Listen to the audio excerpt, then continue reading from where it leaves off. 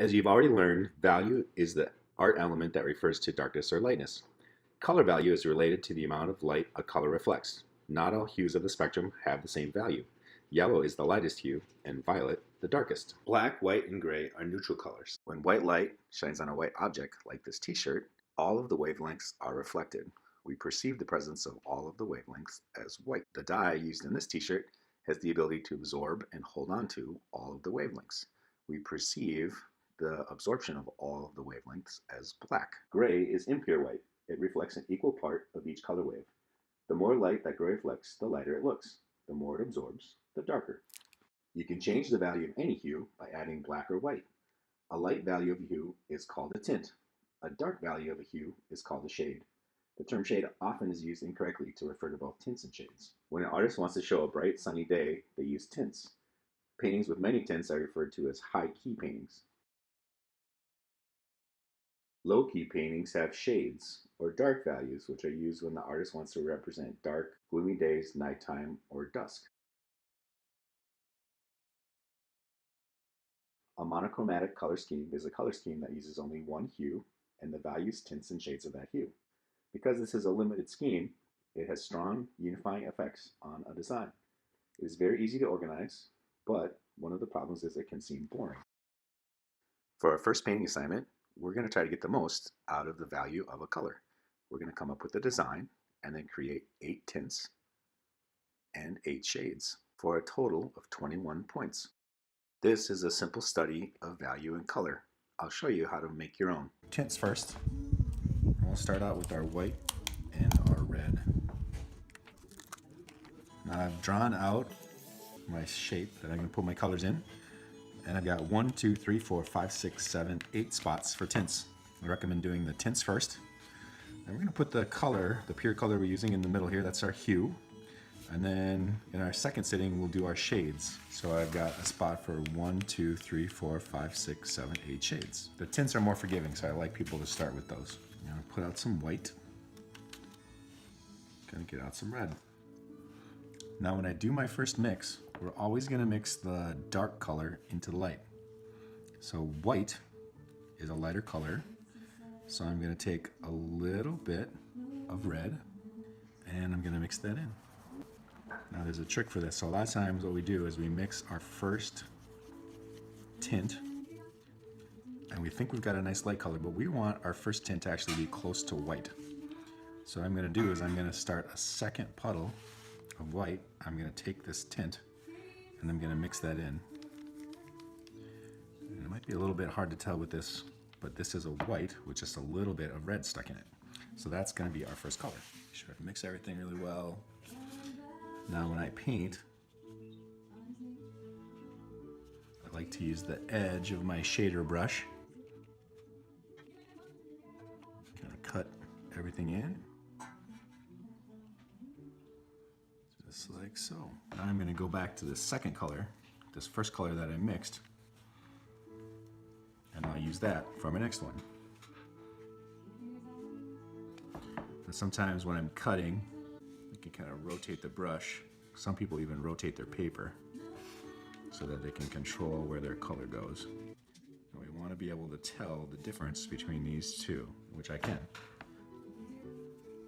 We combine those and I'm going to put another dot of red in, and that's going to get a little bit deeper pink. So I'm going to use that color for my next one. You can always mix more if you need to. Always mixing the darker color, in this case the red, into the lighter color, the pink or the white.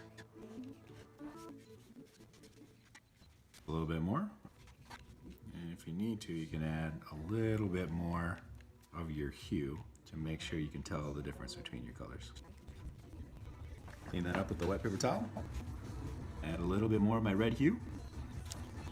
Now, I recommend doing your tints in one sitting, because I like to rotate the paper. Makes it faster to cut. Sometimes the colors can dry a little bit lighter. Sometimes they can dry a little bit darker. So working in one sitting allows you to not have to guess. But it's not the end of the world if you get called away and you have to finish another time.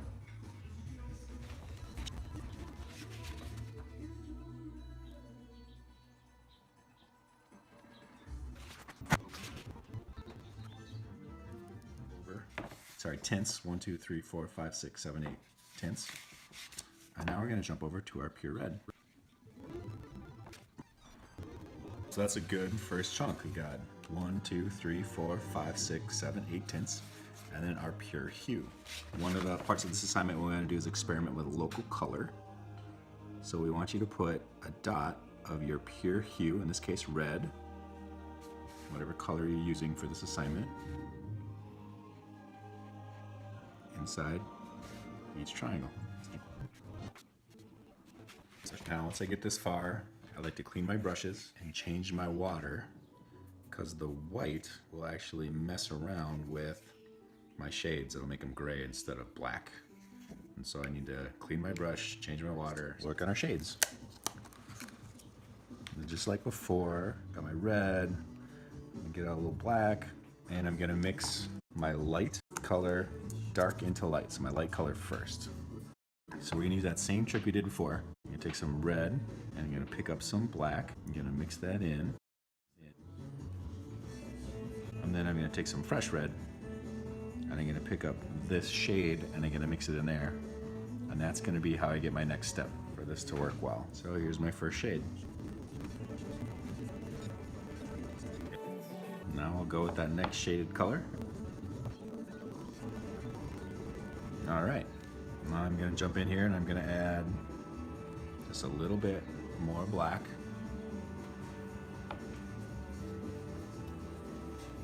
To make this red darker. Don't want to get too dark too fast. Black is a really strong pigment and it overpowers most colors that you mix it into.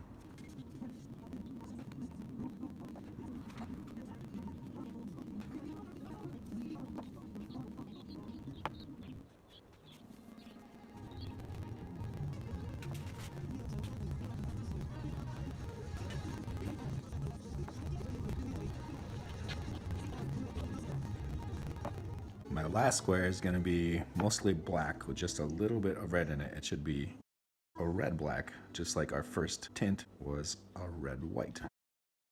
We'll finish up by putting our pure hue inside each triangle, which appears different because of the value behind it.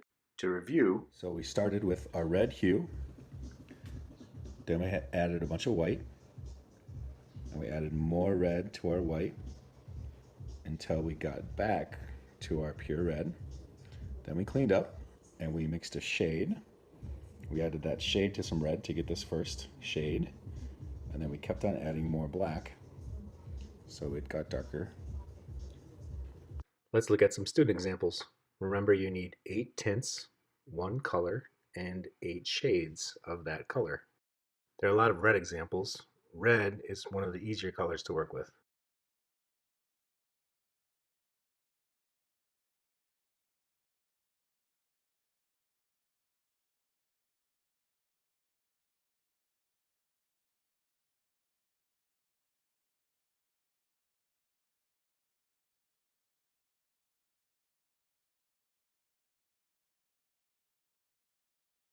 We also have magenta. If you choose orange, you'll have to mix red and yellow together. Notice when we add black to get the shades of yellow, it turns green. Remember, the goal is to be able to use value and color. Use the area behind your values as an opportunity to practice different brush techniques and design. If you want to use green, start with yellow and add some blue.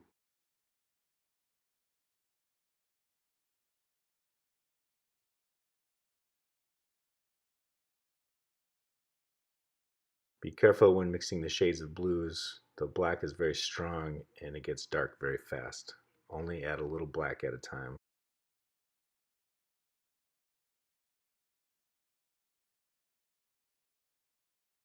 Remember, if you make music, you can get extra credit if you play your song. If you'd like to use purple, start with red and add blue. Students who have issues seeing color may either work in grays, may work with a partner and mix colors as a pair.